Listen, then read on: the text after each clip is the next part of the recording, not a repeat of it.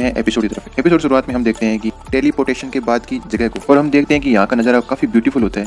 जो मीना और जो वेम्पायर होते हैं वो बीच के किनारे है ना खड़े होते हैं और सामने की ओर बीच होता है। कुछ लोग आराम से है ना जो सन बात होता है वो ले रहे होते हैं और कुछ लोग पास में है ना बारबेक्यू कर रहे होते हैं, वो खा रहे होते हैं। मतलब काफ़ी अच्छी सीनरी होती है, काफ़ी अच्छा व्यू होता है। और वेम्पायर हमें बताता है कि है ना लेवल 2 ना करके एक रीटेस्ट की जगह है, मतलब यहाँ पे है ना लोगों का रीटेस्ट लिया जाएगा। और मीना काफ़ी खुश होती है जो बीच को देख करके, उसकी आंखों में एकदम चमक आ जाती है। तभी हम सामने की ओर जो बियर होता है उसे देखते हैं और उसके साथ वो उसकी डॉटर इन लॉ भी होती है। तो बियर अपने वेम्पायर को हेलो करता है तो वेम्पायर भी उसे हेलो बोलता है। तभी वहाँ का कोई स्टाफ मेंबर अपने मीना और वेम्पायर के पास आकर के हेलो करता है, उन्हें ग्रीट करता है और उसके हाथ में कुछ ट्रे टाइप में कुछ होता है। तो हम देखते हैं उस ट्रे के अंदर जो क्या कहते हैं बिकनी वगैरह होती है, स्विम सूट होते हैं, और बोलती है कि वो उनको अपने वेम्पायर को कि बाकी के जो ना पार्टिसिपेंट है उनका हम यहाँ पे वेट कर रहे हैं, जल्दी जो है ना रीटेस्ट है वो शुरू हो जाएगा। और जो मीना होती है वो काफ़ी ब्यूटीफुल लुक से है ना वेम्पायर को देखते हुए बोलती है कि मुझे ना स्विम करना है यहाँ पर। तो भाई लोगों, कौन मीना को स्विम करते हुए देखना चाहता है कमेंट में लिख देना। लेकिन हमारी उम्मीदों पर पानी फेरते हुए वेम्पायर बोलता है कि हमारे पास अभी इनफ टाइम नहीं है स्विम करने के लिए, लेकिन फ्यूचर में हम ओशियन के पास होंगे तो वहाँ पे जरूर हम स्विम करेंगे।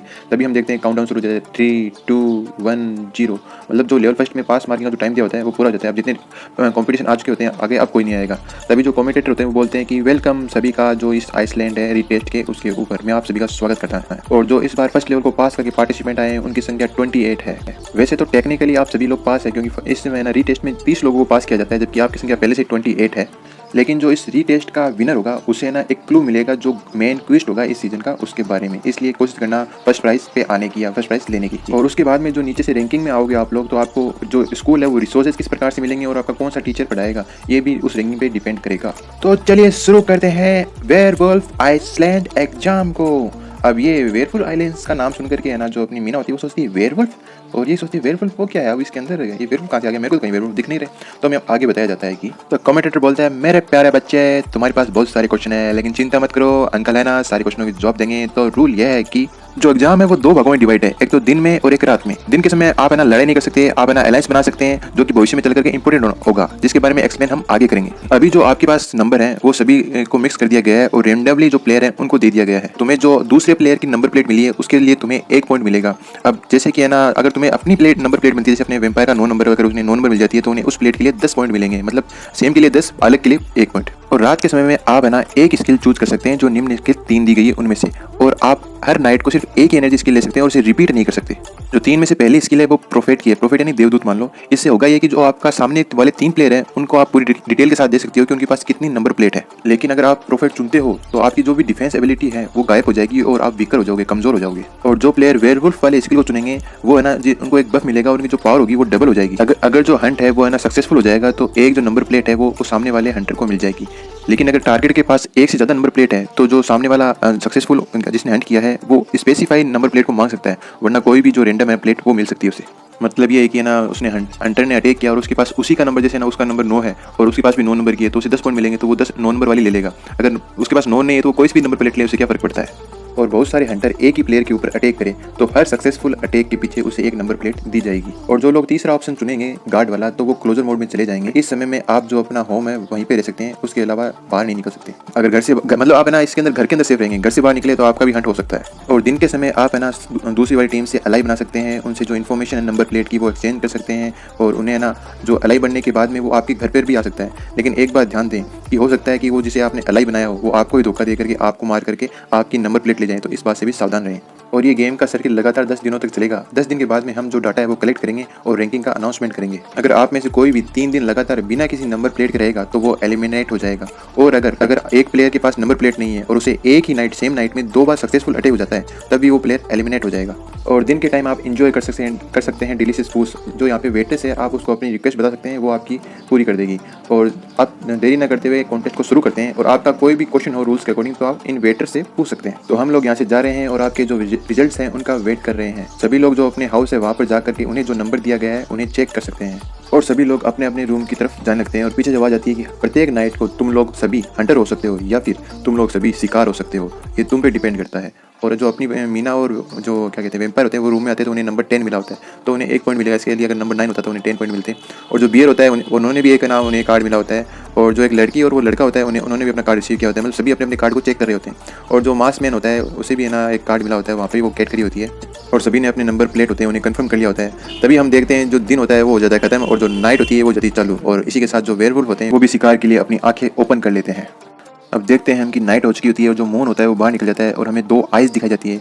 आइज़ को देखकर आपके पहचान ही गए होंगे, ये उसी कैट की होती है जो हमें पहले मिली थी और उसने अपने हाथ में एक है ना स्किल का कार्ड ले रखा होता है जो कि होता है वेयरवुल्फ का।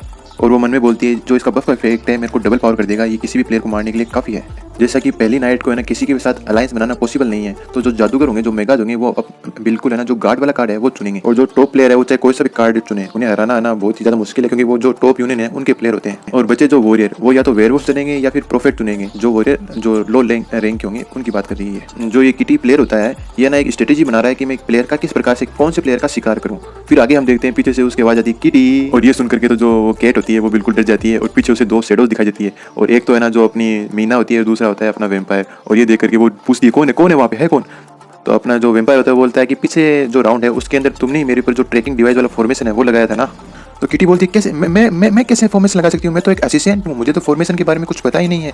तुम जो मेरे पे ये आरोप लगा रहे हो ये हवा में लगा रहे हो, तुम्हारे पास कुछ सबूत है क्या इसका। तो अपना वेम्पायर बोलता है कि ना मुझे इस बात की केयर नहीं है, लेकिन मेरा जो टारगेट है वो तुम हो। तुम है ना केट के रूप में काफ़ी बहादुर हो जिसने ना मेरे को ट्रिक करने की कोशिश की थी और मुझे पूरा विश्वास है कि तुमने जो वेयरवुल्फ वाला जो बफ है जिससे तुम्हारे स्टेट डबल हो जाएंगे उसकी ताकत के साथ भी तुम मुझे नहीं हरा सकती। इसलिए जो तुम्हारे पास जो क्या कहते हैं नंबर प्लेट है वो मुझे दे दो और या फिर मैं खुद तुम्हारी तलाशी लूँ। तो वेम्पायर है ना मीना को बोलता है मीना मेरी थोड़ी हेल्प करो इस कैट को पकड़ने में। और वो दोनों मिलकर उसको पकड़ लेते हैं और उसको एक जो प्रिंसेस वाला ड्रेस नहीं होती जो कैट को पहनाते हैं वो ड्रेस उसको पहना देते हैं और बिल्कुल एकदम ये जोकर टाइप में से लग रही है। वैसे तो क्यूट लग रही होती है लेकिन उसके लिए तो बहुत ही ज़्यादा ह्यूमिलिएशन होती है, बेइज्जती टाइप होता है। और वो बिल्ली के सामने जो घंटी बजाते हैं ना वैसे अपना वेम्पायर घंटी बजा रहा होता है और पीछे मीना खुश हो रही होती है क्योंकि उसे एक और नंबर प्लेट मिल गया होता है। अब उनके पास 2 नंबर प्लेट हो चुके होते हैं। जो केट होती है उसे बहुत ज़्यादा गुस्सा जाता है और बोलती है ये बहुत हो चुका है। और जो प्रिंसेस ड्रेस होती है उसे निकाल कर अपने पैरों के नीचे देती है और बोलती है कि मेरे को ये कैरेक्टर पसंद है लेकिन मैं एक्चुअल में केट नहीं हूँ जो तुम मुझे इस प्रकार से ट्रीट कर रहे हो। तुम्हें जो नंबर प्लेट है वो मिल चुकी है तो तुम यहाँ से लीव कर जाओ, यहाँ से निकल जाओ। तो वेम्पायर भी बोलता है हाँ ये बात बिल्कुल सही है और तुम्हें अभी भी एक प्लेयर को जाकर के हंट करना है। अगर अभी तुम्हें बाहर कर देंगे, अगर एलिमिनेट कर देंगे तो इसमें क्या ही मज़ा रह जाएगा। चलो तो ठीक है हम लोग यहाँ से चलते हैं और हम तुम्हें विजिट करते हैं कुछ दिनों बाद। Bye bye Siya. लेकिन हाँ मैंने जो वेट्रेस होती है उससे पूछी है कि क्या तुम्हारे पास और भी प्रिंसेस ड्रेस हैं। तो वेट्रेस बोली कि मेरे पास तो बहुत सारी प्रिंसेस ड्रेस है। और ये देख सुन करके तो जो बिल्ली होती है वो कम कपाने लग जाती है। फिर हमें कमेंटेटर बताता है एक प्लेयर के बारे में कि ये साई इन है, इसने ना जो देवदूत जो वाला प्रोफेंस है इसके लिए चुनी होती है लेकिन इसके जो कार्ड है वो गुएन ने ले लिया है। एक्चुअली जो है ना टॉप लेवल के प्लेयर हैं वो तो अटैक कर रहे हैं और जो लो लेवल के प्लेयर हैं वो डिफेंस कर रहे हैं। इसी तरह कमेंट्री वाला कमेंट्री करता रहता है और है ना बाकी प्लेयर दिखाई देता है। कमेंट्री वाला हमें आगे बताता है कि जो फर्स्ट नाइट है वो सिर्फ 2 घंटे की है और जिसका टाइम लगभग पूरा होने वाला ही है। फिर जब नेक्स्ट सुबह होती है तो ना जो अपना वेम्पायर और जो मीना होती है वो दोनों एक दूसरे का हाथ पकड़ करके बीच पे आते हैं। फिर अच्छे लग रहे होते हैं दोनों कपल के रूप के में एक तरह से बोल सकते हो। फिर आगे हम देखते हैं कि जो सामने से ये क्वीन होती है वो भी आती है और बोलती है कि मैं भी आ गई और वो भी काफ़ी अच्छी लग रही होती है और एक दूसरे को वो सभी लोग ग्रीट करते हैं। तभी हम देखते हैं कि आगे जो बियर होता है और बियर के साथ जो उसकी डॉटर इन लॉ होती है वो भी आ जाती है और ना वो भी एक दूसरे को हाई लो और ग्रीट करने लग जाते हैं। तभी जो बियर होता है वो बोलता है कि अलायंस फॉर्म करने के बारे में तुम्हारा क्या विचार है। तो वेम्पायर बोलता है बिल्कुल मैं भी तैयार हूँ, ये तो काफ़ी अच्छा है अगर हम अलायंस फॉर्म कर लेंगे तो। लेकिन ये क्वीन बोलती है कि लेकिन हम एक कंडीशन ये है कि हम अलायंस सिर्फ एक ही फॉर्म कर सकते हैं एक नाइट में। चलो पहले अपनी जो इन्फॉर्मेशन है वो शेयर करते हैं एक दूसरे के साथ। तो सबसे पहले ये करते हैं हमारे पास जो नंबर के कार्ड है वो शो करते हैं और जिसका अगर नंबर है किसी के पास तो वो उसको लौटा देते हैं क्योंकि ट्रस्ट ही तो की होती है किसी भी समझौते की। तो अपना वेम्पायर होता है वो सबसे आगे आता है, बोलता है कि ये रही भाई मेरे कार्ड, अगर आप में से किसी का देख लो तो उसके पास 69 और एक 10 नंबर का कार्ड, 2 कार्ड होते हैं। 69 उसने उस कैट से लिया होता है वो है। और जो बियर होता है वो भी अपना कार्ड दिखाता है 567 और 439 और जो लड़की होती है वो दिखाती है अपना 4 और जो ये क्वीन होती है वो दिखाती है 369। इस प्रकार से वो सभी अपने कार्ड दिखा देते हैं। तो ये क्वीन बोलती है कि ना जो खुद का नंबर प्लेट है वो 10 स्किल के बराबर है क्योंकि हमें 10 पॉइंट मिलते हैं। तो हमें सबसे पहले वो ढूंढना होगा कि वो किसके पास है। तो जो बियर की डॉक्ट्रिन होती है वो कुछ बोलती है तो ये क्वीन को सुनाई नहीं देता और वो बियर से पूछती है क्या कह रही है भैया, इसको बोल थोड़ा जोर से बोले ताकि सुनाई दे। तो बियर बोलता है कि वो कह रही है कि पहले हम ये चुनते हैं कि हमें कौन से कार्ड को ढूंढना है, फिर हम उसके अकॉर्डिंग डिफेंसिव और ऑफेंसिव दोनों हो जाएंगे और डे टाइम में हम एक दूसरे से ना कम्युनिकेट करेंगे और जो नंबर है उसकी जानकारी एक दूसरे को दे देंगे। तभी जो अपना वेम्पायर होता है वो बोलता है कि मैं तुम्हारी जो बात है उससे एग्री हूँ और अभी सिर्फ 4 ही घंटे रहे हैं, जब तक दिन रहेगा फिर रात हो जाएगी। तो जो मीना पीछे मिट्टी से खेल रही होती है उसका हाथ पकड़ता है और उसको पकड़ के ले जाने लगता है और बोलता है कि मैंने तुम्हें एग्री किया था ना कि हम है ना स्विमिंग करने जाएंगे ओशियन में, तो चलो चलते हैं। तो भाई लोगों को कौन कौन स्विम करते हुए देखना चाहता है मीना को कमेंट में लिख देना, लाइक किए बिना नहीं जाना है। देखा था जो मियाँ होती है उसको अपना वेम्पायर बीच पे तिराने के लिए ले जाता है। फिर हमारा सीन शिफ्ट होता है, वो दोनों बीच के किनारे बैठे होते हैं और मीना कुछ बना रही होती है। तभी उनके पास एक बंदा आके हाय लो करता है लेकिन वो उन पर ध्यान नहीं दे रहे होते हैं। वेम्पायर मीना को बोलता है मीना मेरे को माफ कर दे, मेरे को नहीं पता था भाई तेरे को स्विम करना नहीं आता। और नीचे देखते हैं कि ना उसने वेम्पायर की फोटो बनाई होती है, उसके ऊपर लिखा होता है वेम्पायर का नाम और उसके चेहरे पे टट्टी बनाई होती है। भाई कितना फनी सीन था ये। और मीना का चेहरा देखो कैसे उसने ना अपना मुंह फुला रखा है, उससे नाराज है। वाकई मस्त सीन था। और हम थोड़ी देर पहले का ना जो सीन है वो देखते हैं। जो अपना वेम्पायर होता है उसने मीना को पकड़ के सीधा जो ओशन होता है उसमें फेंक दिया होता है और मीना उसमें डूबने लग जाती है। तभी वो पीछे है ना बंदा बोल रहा है एक्सक्यूज मी, लेकिन ये अपना वेम्पायर से जो इग्नोर करके बोलता है कि मीना मैं ना तुम्हें आगे है ना स्विमिंग है ना वो सिखा दूंगा। तो जो व्हाइट हेयर वाला बंदा होता है कि भाई हेलो हेलो यहाँ पे है ना और भी लोग हैं। तब जो अपना वेम्पायर उसको देखे कहते अरे हैंडसम आदमी तुम कौन हो यहाँ पे। मेरा नाम गोलिंग है और मैं ना यहाँ पे तुमसे है ना अपनी एक अलायंस बनाने के बारे में बात करने आया हूँ और जो मीना है उससे जो इन्फॉर्मेशन होती है उसे एक्सचेंज करने के बारे में यहाँ पे तुम्हारे पास आया हूँ। तो अपना वेम्पायर बोलता है यहाँ पे बीच पे ही थोड़ा ना करेंगे सारी बातें, चलो कहीं और चलते हैं और जो अपनी बातें हैं वहाँ पे चल करके करते हैं और वहाँ से निकल जाते हैं। तो मीना वहीं पे बैठी रहती है। तो वेम्पायर बोलता है कि ना मीना यहाँ से कहीं और चलते हैं और तुम जो अपना गुस्सा है ना वहाँ पे निकाल लेना। तब हम देखते हैं काफ़ी है ना अच्छा लुक, अच्छा नज़ारा, सेक्सी सा लुक मान लो कि जो मीना होती है बोलती है ठीक है चलो मुझे ना यहाँ से ऊपर उठाने में मदद करो। तो अपना जो वेम्पायर है वो कहाँ कम था, वो बोलता है हमारी जो महान महारानी है इम्प्रेस है वो अब यहाँ से उठ करके कहीं और जा रही है। और वो भी थोड़ा ब्लेसिंग कर रही होती है। और पीछे हम देखते हैं गूलिंग, वो बोलता है क्या ये लोग मेरे को भूल गए कि मैं भी यहाँ मौजूद हूँ, मतलब बिल्कुल इनको इग्नोर कर दिया मेरे को। तो फिर हम देखते हैं कि गूलिंग उसे ना यू के पास है ना लेकर आता है। जो यू है उसका ऑफिशियल नाम तो है ना जियान लुइन है, लेकिन अपने यू बोलेंगे, इजी रहेगा बोलने में। हम देखते हैं ये वही लड़की होती है जो पिछले एपिसोड में हमें सीन देखने को मिला था।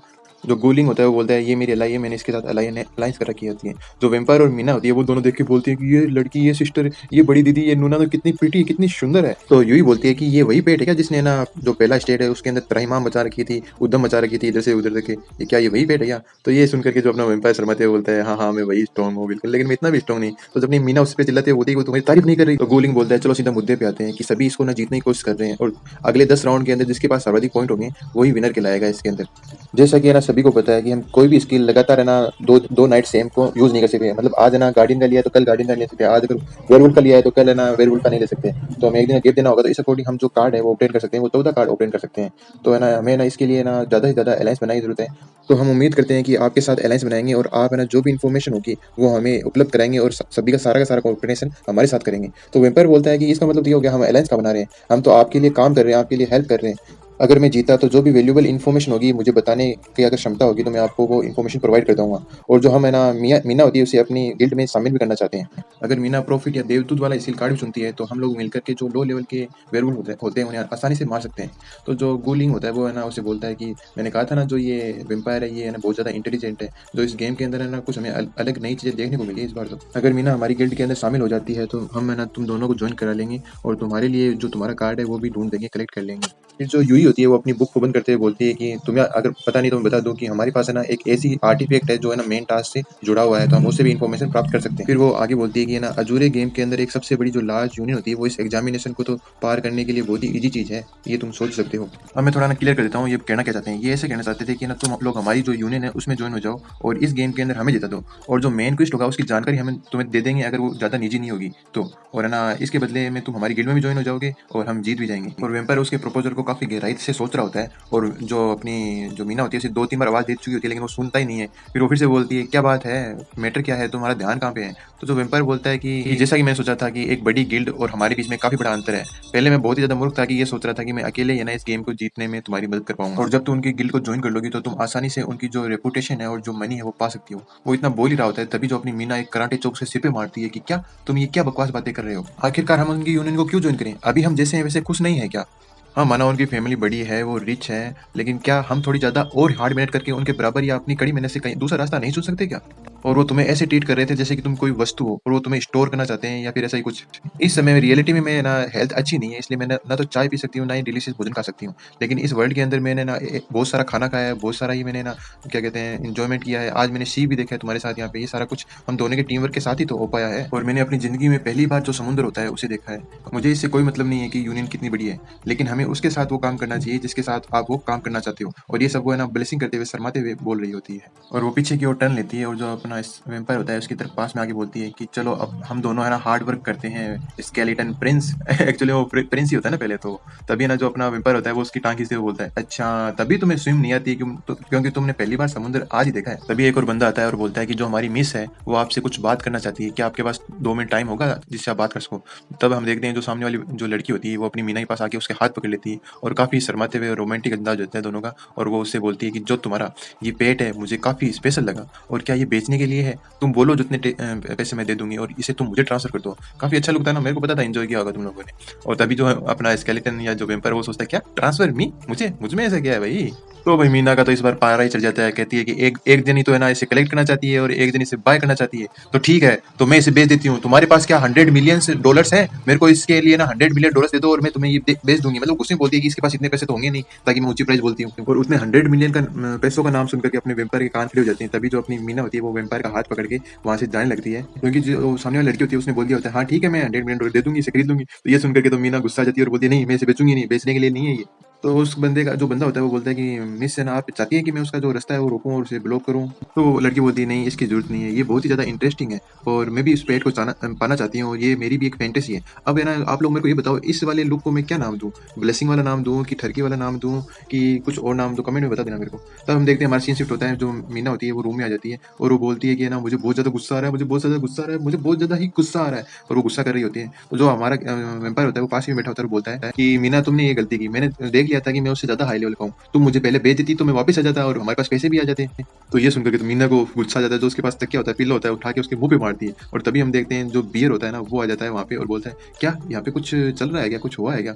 तो उसको तो क्या पता क्या बात है क्या नहीं है, तो वो तो अभी अभी पहुंचा है ना। तो जो अपना वेम्पायर होता है वो बोलता है पहले तुम बताओ तुम्हारे साथ आखिरकार हुआ क्या है, कि जो बड़े प्लेयर हैं स्ट्रॉन्ग प्लेयर हैं जो फ्रंट रो वाले हैं वहाँ पे जो बड़ी बड़ी यूनियंस है वो खड़ी है और उनको वो रिक्रूट कर रही हैं, और जो छोटे प्लेयर हैं उनको हमने फर्स्ट लेवल के अंदर जो फॉक्स की टेल होती है वो हाई दाम पे बेची होती है, इसलिए वो हमारे साथ टीम अप करना नहीं चाहते। तो हमारे साथ अभी फिलहाल में कोई भी टीम अप नहीं करना चाहते हैं। तो बीर बोलता है ठीक है अब तुम बताओ तुम्हारी साइड में क्या हुआ। तो अपना वेम्पायर बोलता है कि ज़्यादा कुछ हुआ नहीं, कि जो गुलियन आया था और उसे अपनी मीना को रिक्रूट करना चाहता था अपनी गिल्ड में, और जो सिस आई थी वो मुझे ना बाय करना चाहती थी 100 मिलियन में, बस इतना ही हुआ था। ये सुनकर के तो बियर की जो आंखें होती है आंतड़े होते हैं वो बाहर निकलाते हैं और बोलता है क्या उसे बियर भी चाहिए क्या, मेरे पास तो है ना सिर है ना मैं स्नेक का भी बना सकता हूँ, मेरे पास तो दो है ना क्या कहते हैं एनिमल की वो है स्किल्स है। तो पीछे जो मिंग खड़ी होती है वो बोलती है कि किसने कहा कि है ना तुम्हें मैं बेचना चाहती हूँ। तो मिंग के गुस्से को देखकर अपना बियर बात ही बदल लेता है कि हमें ना पहली प्रायोरिटी ये देनी चाहिए कि हमें जो अपनी अलायंस है उसके रिलेशनशिप के बारे में और रात की प्लानिंग के बारे में डिस्कस करना चाहिए। गोलिंग की बातों से मुझे एक बात याद आई कि ना उसी की गिल्ड एक इतनी बड़ी नहीं है, इसका मतलब यहाँ पे बहुत सारी गिल्ड है तो इन्फॉर्मेशन सभी में स्प्लिट हो जाएगी, आधी आधी हो जाएगी, सभी को एक जने को सारी इन्फॉर्मेशन नहीं मिलेगी। तो अपना जो बियर बोलता है कि बात तो तुम्हारी सही है, तो हमें पहला सबसे काम ये करना चाहिए कि मैंने ना अभी 2 हेल्पर्स है ना बाय किए, मतलब लेके आया हूँ बाय, तो क्या किए उसमें हम देखते हैं हट्टा कट्टा आदमी होता है और एक है ना व्हाइट जो हेयर होते हैं वो कलर की है ना लेडी होती है। लेकिन तभी हम देखते हैं वो हट्टा कट्टा आदमी अपने वेम्पायर को आके पकड़ लेता है और उसे ना अजीब तरह से स्मेल करने लग जाता है। जो वेम्पायर तो होता है वो डर जाता है कि आखिरकार ये कर क्या रहा है, लेकिन जो आदमी होता है वो थोड़ा शर्माता है और ना वेम्पायर पूछता है अरे ये क्या बोल रहा है, मैं तो इसकी समझ में नहीं आ रहा है, कोई सेट आओ यार, ये स्कैमर तो नहीं है किसी प्रकार का। तो वो बंदा बोलता है कि तुम्हारे अंदर से ना जो मेरी मॉम की बॉडी की स्मेल आ रही है। तो ये क्वीन बोलती है कि ना जो कांगटू है ना इसको है ना वाइल्ड एनिमल ने पाला है, तो तुम भी जंगलों में रहे हो तो तुम्हारे अंदर से वही स्मेल आ रही है। तो जो बंदा होता है वो भी बोलते हैं हाँ हाँ बिल्कुल यही बात है, अपना मुंडी लाता है वो भी, और अपना वेम्पायर बोलता है अच्छा ये बात है क्या, ये तो अच्छी बात है, हमारे पास जितने ज़्यादा फ्रेंड होंगे उतने हमें नंबर प्लेट की ज़्यादा जानकारी होंगी, क्यों ना हम शुरुआत करते हैं नंबर प्लेट की जानकारी बारे में, और हमें तुम्हारी स्किल के बारे में पता नहीं है। तो जो बंदा होता है वो बोलता है कि मारो बंदों को मारो, चलो बंदों को मिलकर मारते हैं, मतलब बिल्कुल ही जंगली टाइप में। और जो दूसरी बंदी होती है उसका नाम होता है मूनलाइट, और उसके पास एक मूनलाइट नाम की सोड होती है और काफ़ी खतरनाक सा लुक दिख रहा होता है, और ये क्यों बताती है कि ये भी अपनी अलायंस में है। हम देखते हैं कि कहीं पे ये मुंह है ना सभी लोगों को है ना हेलो हेलो करके बुला रहा होता है और सभी को एक ही जगह पे गैदर कर रहा होता है। अब पता नहीं इसके खुरापाती दिमाग में कौन सा आइडिया आया है। चलो लाइक किए मैंने मत जाना तो जैसा कि हमने पिछले एपिसोड में देखा था उसी के आगे से एपिसोड की शुरुआत होती है कि जो ये वो था वो सभी को इकट्ठा करता है बाहर की ओर और वो सभी को बोलने लगता है कि मैंने ना इसके बारे में बहुत ज़्यादा सोचा है कि इस गेम का ना जो ये रिक्वेस्ट है ये हमें ना सभी को ओपनली और ऑनेस्ट होना पड़ेगा। अगर हम सभी को जो उनके पास नंबर प्लेट है उसकी जानकारी दे दें और एक दूसरे के ऊपर हमला भी न करें तो हम सभी के पास अपना अपना जो नंबर होगा नंबर प्लेट होगी वो पहुंच जाएगी और हम सभी के पास 10 पॉइंट होंगे और हम सभी एक साथ फर्स्ट प्लेस पे आ जाएंगे और सभी जीत जाएंगे। और आप सभी के बीच में एक एग्जाम्पल रखने के लिए या मेरी ऑनेस्टी दिखाने के लिए जो नंबर प्लेट इस टाइगर का था मैंने उसे वापस लौटा दिया है। मैं उम्मीद करता हूं कि आप सभी लोग मेरे कैंप को ज्वाइन करेंगे और मेरा एक ड्रीम है कि हम सभी ना एक दूसरे के साथ दें और एक दूसरे के एक ही प्लेस पे फर्स्ट प्लेस पे पहुंचे। तो सभी ब्रदर्स आओ और मुझे ज्वाइन करो। और अगर तुम लोगों ने मेरी रिक्वेस्ट है ना एक्सचेंज करने की नंबर प्लेट नहीं मानी तो मुझे नहीं लगता कि है ना तुम जो होंग लियांग है उसके स्कोर की भी बराबरी कर पाओगे। तो बीच में गुलियन सोचता है ये फिर से पागलपंती शुरू कर दी, इधर अपने जो मीना और जो वेम्पायर होते हैं वो भी चल देते हैं। तो मीना बोलती है इसका प्लान मेरे को तो सही लगा। तो वेम्पायर बोलता है कि इसका प्लान बिल्कुल भी सही नहीं है क्योंकि सभी है ना अपने प्लेट के जो नंबर है वो चेंज कर लेंगे तो क्या इस बात की गारंटी कि सभी जीतेंगे। और जिन लोगों के पास 2 नंबर प्लेट हैं वो जिन्होंने रात को हंट किया है तो वो ये क्या कहते हैं गरीमत क्यों उठाएंगे कि है ना वो अपनी दोनों नंबर प्लेट दे दें। और अगर मान लो कहीं जो बड़ी गिल्ड है वो जीत गई तो उन्हें जो क्लू मिलेगा मेन मिशन का वो उसका फ़ायदा उठाएंगे और उनके जो पैसे और जो टाइम है उससे वो पहले से ही प्रिपेयर हो जाएंगे उस मेन मिशन के लिए। और तब हम है ना उनसे बिल्कुल भी दूसरे लेवल पर पहुंच जाएंगे कि क्योंकि उनके पास पहले से ही एडवांटेज होगी। और ये बात ये वो को भी ध्यान है, लेकिन वो ये ऐसा कर रहा है तो हमारे लिए हंट करना है ना वो काफ़ी मुश्किल हो जाएगा आने वाले समय में। अब बचे हुए समय में तुम्हें ना 5 दिन के हंट करने की टाइम मिलेगा। अब इसलिए तुम्हें एक्यूरेट होना पड़ेगा कि तुम्हारी जो नंबर प्लेट है वो किसके पास है और कहाँ है। ये वो इस गेम को चेस की तरह ले रहा है, उसे पता है वो जीत नहीं सकता, तो वो इसमें ना इस गेम में और चाओस या हाहाकार मचाना चाहता है ताकि एक दूसरे प्लेयर से लड़ते रहें।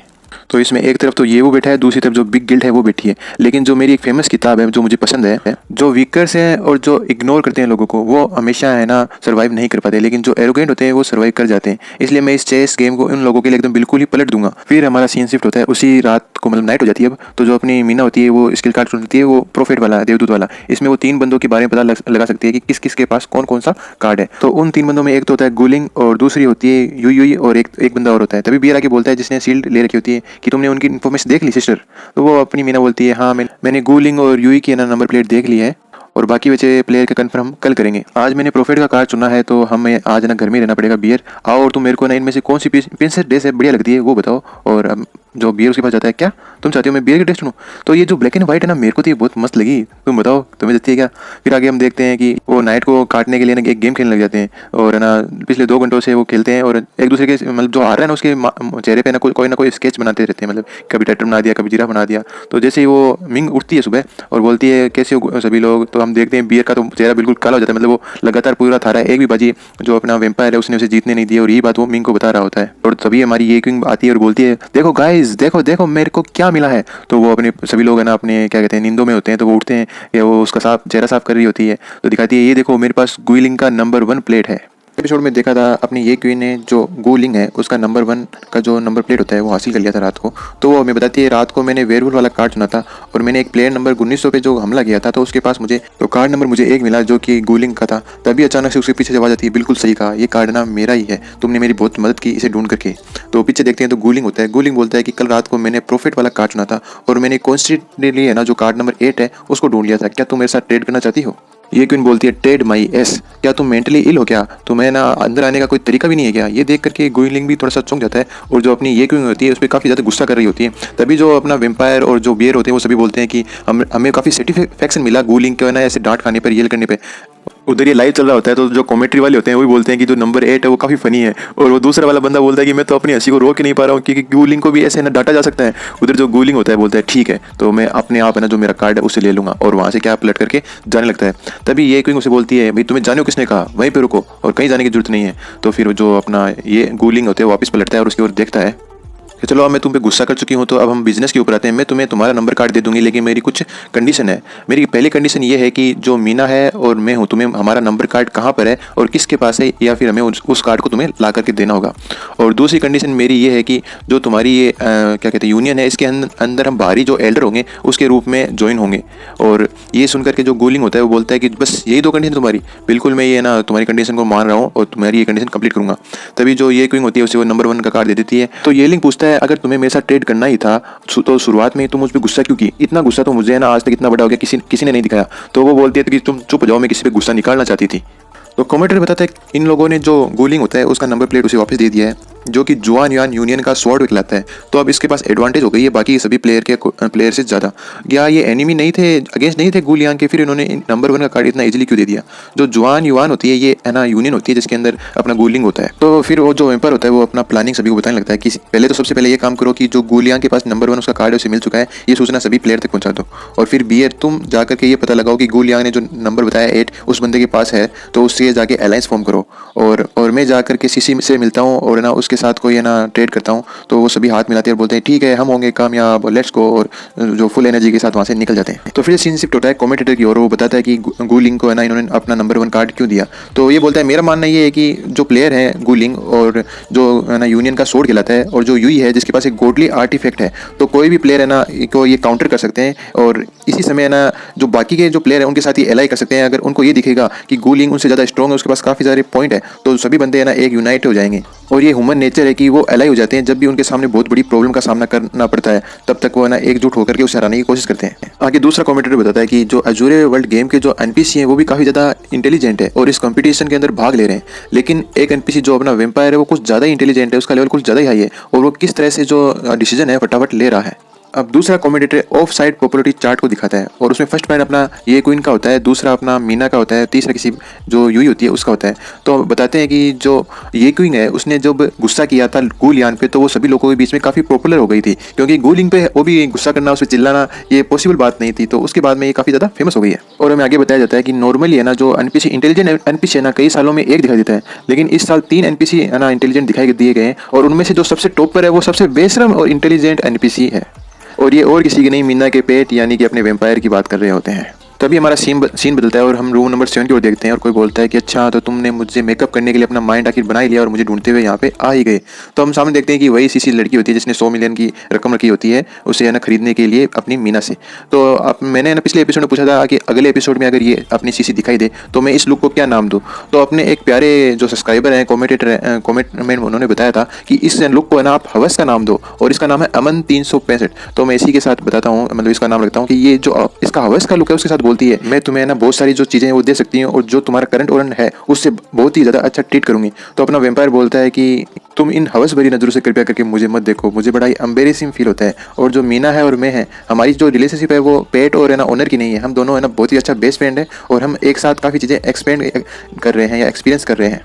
तो सीसी बोलती है अच्छा तो मुझे इन कंडीशन के साथ साथ है ना पैसे भी तो ऐड करने होंगे है ना मतलब मैं भी है ना पैसे ऐड कर देती हूँ और ये सारी कंडीशन रख लेती हूँ। तभी अपना वेम्पायर बोलता है कि है ना गुस्सा करते हुए कि तुम बीच में मत बोलो, मेरी पहले पूरी बात खत्म हो, मेरी पूरी बात सुनो। तो वेम्पायर आगे बोलता है कि मैं है ना तुमसे ये कहना चाहता हूँ अगर इस बार हम है ना अलायंस फॉर्म करते हैं तो है ना तुम्हें तो पता ही होगा कि मेरे जैसे स्मार्ट पेट इस वर्ल्ड के अंदर और बहुत है। और मीना ये क्या नाम सीसी है सुन के काफ़ी खुश हो जाती है, मतलब इसके जैसे और स्मार्ट पेट है तो ये इसको नहीं बना के तो किसी और पेट को बना सकती है। तभी वो प्यार भरी नज़रों से या हवस भरी नज़रों से उसकी देखो आंखों में भी दिल बन रहा है और उसे काफ़ी उम्मीद भरी नज़रों से देखती है और है ना काफ़ी इंप्रेस हो जाती है और फिर बोलती है कि मैं तो बस बिल्कुल ओके मैं तो अलायंस करने के लिए है ना एकदम तैयार हूँ, मेरे जितने भी सबॉर्डिनेट है वो तुम्हारे हैं, तुम जो चाहो उनसे वो करवा सकते हो। और तभी अपना वेम्पायर सोचता है कि तो मुझे कितने पैसे ऐड करने चाहिए इसको एक इंटेलिजेंट जो क्या कहते हैं पेट दिलाने के लिए, कितने पैसे मांगूं मैं इससे।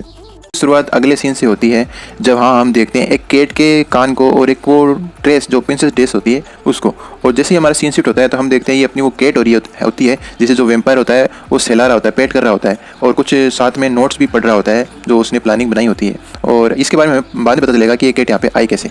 तो वेम्पायर बोलता है कि जो गूलिंग है उसने कल प्रॉफिट वाला कार्ड चुना था तो आज पक्का ही वो जो वेयरवुल्फ वाला कार्ड है वो चुनेगा। चलो मैं डाटा को बाद में देखता हूँ, पहले मैं ये देखता हूँ जो यूई है जो गूलिंग की एलाई है उसने क्या चूज किया था। तभी बियर बोलता है ब्रदर तुम है ना एलाई बनाने नहीं गए थे क्या, तुम तो खाली एक बिल्ली के साथ और एक लड़की के साथ आए हो। और हम देखते हैं कि वो लड़की सीसी होती है जिसे देख करके तो अपनी मीना ने काफ़ी गुस्सा कर रही होती है, लेकिन सीसी तो काफ़ी खुश होती है। तो वेम्पायर रिप्लाई देते हुए बोलता है कि ये जो प्यारी लेडी है ये बोल रही थी कि मैं तुम्हारे साथ चलना चाहूँगी और ये जो केट है इसका नाम मशरूम है, मैंने इसको तब मिला था जब मैं येवू के साथ था अलायंस करने के लिए। तो हम अगले सीन में देखते हैं कि जो येवू होता है और वेम्पायर होते हैं एक ही टेबल पर बैठे होते हैं और प्लानिंग डिस्कस कर रहे होते हैं। जो वेम्पायर बोलता है कि जो ये ब्रदर तुम और जो गूलिंग है तुम लोगों के ना आमने सामने की लड़ाई है, क्यों ना मैं तुम्हारी मदद करके ना उसे हराने में तुम्हारी मदद करूँ। तो जो सामने वाला येवू होता है वो बोलता है कि क्या तुम्हारे पास कोई प्लान है। वो बोलता है हाँ बिल्कुल, तो कहा बताओ क्या प्लान है। और वेम्पायर उसे अपना प्लान बता देता है जो हमें नहीं बताया जाता। फिर वेम्पायर अपना प्लान बताने के बाद में बोलता है कि ना मुझे इसके साथ साथ एक चीज़ की और आवश्यकता पड़ेगी। तो ये वो पूछता है किसकी आवश्यकता पड़ेगी। तो वो बोलता है कि मुझे है ना इस केट की आवश्यकता पड़ेगी किसी और के ऊपर स्पाई करने के लिए। ये स्पाई करने के लिए अच्छी है लेकिन बिल्ली तो वहाँ पे चौंक जाती है, क्या मैं नहीं। लेकिन ये भी बोलता है कि सही बताओ तुम्हें केट को है ना पेट करने के लिए चाहिए ना, मतलब सहलाने के लिए चाहिए ना, किसी भी स्पाई नहीं करना है ना। तो अपना वेम्पायर भी खुश होता है, बोलता है हाँ। तो वो बोलता है चलो कोई बात नहीं। और वो बोलता है मशरूम है ना मुझे माफ़ करना लेकिन तुम्हें इसके साथ कुछ देर जाना ही होगा। और अगला ही सीन हम देखते हैं कि वेम्पायर उसको अपने कंधे पे बिठा कर ले जा रहा होता है, लेकिन जो केट हो रही है वो रो रही होती है नहीं मुझे इसके साथ नहीं जाना, मैंने गिल्ड के लिए पसीना बहाया खून बहाया, तुम मेरे साथ ऐसा नहीं कर सकते। और अगले सीन में हम देखते हैं कि वो उसके गोद में होती है जो मशरूम होती है वो, और वो पेट कर रहा होता है अपना वेम्पायर और बोलता है कि जल्दी इसे ना जो पेट के साथ है ना एडजस्ट हो जाएगी। तभी ये वो आती है और बोलती है कि मैंने अपना काम फिनिश कर लिया जो तुमने मुझे बोला था। और वेम्पायर को कुछ डॉक्यूमेंट दिखाती है और उसके अंदर उन लोगों के नाम होते हैं जो उनके साथ एलाई होते हैं। वेम्पायर बोलता है मुझे नहीं लगता इतने सदस्य हमारे लिए इनफ होंगे। वेम्पायर ने है ना पेट करना बंद कर दिया होता है तो है ना केट बोलती है कि है ना तुम रुक क्यों गए, मुझे पेट करना कंटिन्यू करते रहो। वो मतलब मदोशी में हो जाती है उसके जो, लेकिन फिर तभी वो चौंकती है क्या जो अजूरे गेम है उसके सेंसेस इतने अच्छे हैं कि मैं तो एकदम खोई गई थी, मैं तो बिल्ली के रोल में ही आ गई एकदम, मुझे इससे जल्दी बाहर निकलना पड़ेगा वरना तो ये पता नहीं मुझे बिल्ली बना के छोड़ेगा। और फिर से वो पेट करने लग जाता है और बिल्ली मुझे सोचती है कि मुझे अपना बलिदान देना ही होगा गेम में भी जीतने के लिए, मैं कुछ देर और इसे सफर कर लूँगी, मतलब अपने आप को दिलासा दे रही होती है। तभी वो बंदा आ जाता है जो है ना एक वुल्फ होता है वैसे, तो वो केट को उसकी गोद में देख करके थोड़ा सा चौंकता है और पूछता है वेम्पायर उससे पूछता है क्या बात है, क्या तुमने सेंस से साइड से बात की। तो वो बोलता है हाँ मैंने उससे बात कर ली है और सब कुछ डन हो चुका है। और वो वेम्पायर से बोलता है क्या तुम मेरे सिर को भी है ना पेट नहीं करोगे।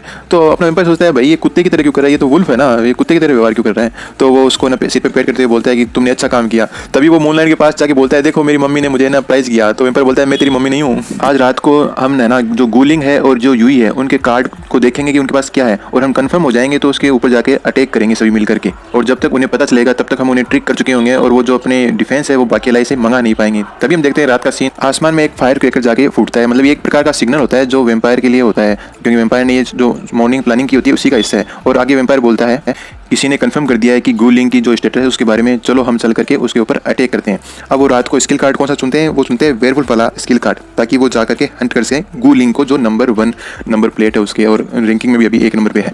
तभी वो अपने घर पे बैठा होता है गूलिंग और बोलता है आखिरकार तुम आए गए। मुझे आश्चर्य होता है जब तुमने मुझे नंबर प्लेट आसानी से दे दी और मुझे लगा भी था तुम लोग यहाँ पे आओगे। और हम देखते हैं वहाँ पे बहुत सारे लोग होते हैं, वेम्पायर, मीना, बियर और जो बाकी ये क्वीन वगैरह, मतलब काफ़ी सारे लोग होते हैं। वो सारी की सारी टीम इन पे अटैक करने के लिए आती है। गूलिंग बोलता है मैं तुम सभी को डिस्ट्रॉय कर दूंगा, अगर मैं तुम्हें सभी को एक साथ नहीं मारूंगा तो तुम्हें पता कैसे चलेगा तुम्हारी और मेरी ताकत में अंतर कितना है। और आगे गूलिंग बोलता है लेकिन तुम ना आए हो उससे पहले मुझे ये तो बता दो कि तुम अपने साथ कितने अलाइज को लेकर के आए हो, ताकि मुझे क्वांटिटी का तो संख्या का तो पता चल जाए। यहाँ पे आने की किसी की हिम्मत नहीं होती अगर तुम वेयरवुल्फ वाला स्किल वाला कार्ड आज चुनते, लेकिन अगर तुमने नहीं चुना है तो हम जो 19 जने तुम पे अटैक करने के लिए आए हैं।